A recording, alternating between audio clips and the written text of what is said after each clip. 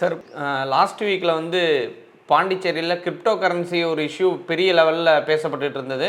அதில் நிறையா வந்து நடிகைகள்லாம் ஈடுபட்டிருக்கிறாங்க அப்படிங்கிறத நம்ம பார்த்துருந்தோம். அதில் நிறைய செய்தியும் இருந்துச்சு. பொதுவாக கிரிப்டோ கரன்சி பயன்படுத்தலாமா, பயன்படுத்தக்கூடாதுங்களா சார்? பொதுவாக வந்து கிரிப்டோ கரன்சின்றது வந்து இந்தியாவில் அப்ரூவ்டே கிடையாது. அதுக்காக அது அன்அப்ரூவ்டு, அதை பண்ணக்கூடாதுன்னு சொல்லலை. ஓகே, அதுக்குண்டான பில்லு வந்து பாஸ் பண்ணுறதுக்கு ரெடியாக இருக்காங்க. ஓகே, அந்த நிலமையில் அவசரப்பட்டு இந்த கிரிப்டோ வாங்கலாம், அந்த கிரிப்டோ வாங்கலாம், இதில் முதலீடு பண்ணால் 10 ரூபா போட்டால் 10 கோடி கிடைக்கும், 50 ரூபா போட்டால் 50 கோடி கிடைக்கும் அப்படின்ற பொய்யான தகவல்கள் வந்து நிறையா வந்துக்கிட்டே இருக்குது.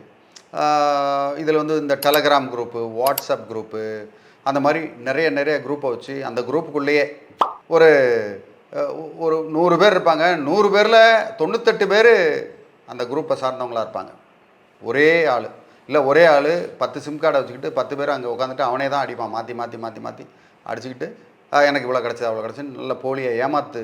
இப்போ இதெல்லாம் வந்து ரொம்ப ட்ரெடிஷ்னலாக பழைய ஏமாத்து வித்தைகள்லாம் வச்சு பண்ணுறாங்க.